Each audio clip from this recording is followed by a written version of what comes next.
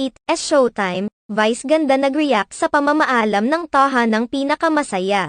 Usap-usapan ngayon sa ilang mga social media platforms at ilang mga entertainment news sites ang balitang mamamaalam na ang noontime show na produced ng Tape Inc. na tahanang pinakamasaya matapos ang ilang buwan ng pagpapalit nila ng titulo dahil sa pagkatalo sa TVJ. May 77 staff ng production at 33 na mga empleyado ng Tape Incorporated ang nakatakdang mawalan ng trabaho dahil sa tuluyan nilang pamamaalam sa telebisyon ng noontime variety show na tahanang pinakamasaya na umiere sa GMA7.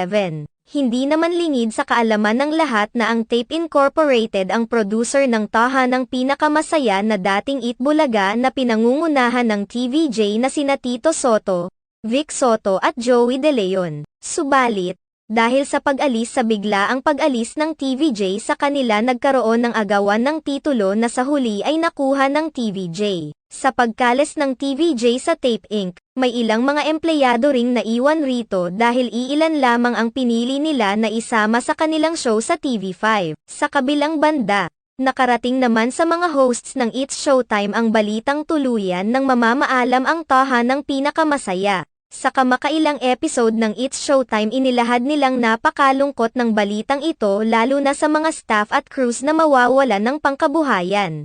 Ipinunto pa nila na hindi nararapat na ipagbunyi ng mga sumusuporta sa TVJ ang nangyari sa tahanang pinakamasaya dahil dapat ring isipin ang mga taong nawalan ng trabaho lalo na iyong may binubuhay na pamilya at may mga pinapaaral na anak. Matatandaan na matapos lumabas ang balitang ito, marami sa mga nakikisimpatsya noon sa TVJ at bumabatikos sa mga panibagong host ng show ng Tape Inc. ang natuwa dahil nakarma na umano ito. May mga fans rin ng It's Showtime ang nagsasabing ngayon magiging bakante na ang noontime slot ng GMA, maaaring mailipat na umano rito ang show ng ABS-CBN.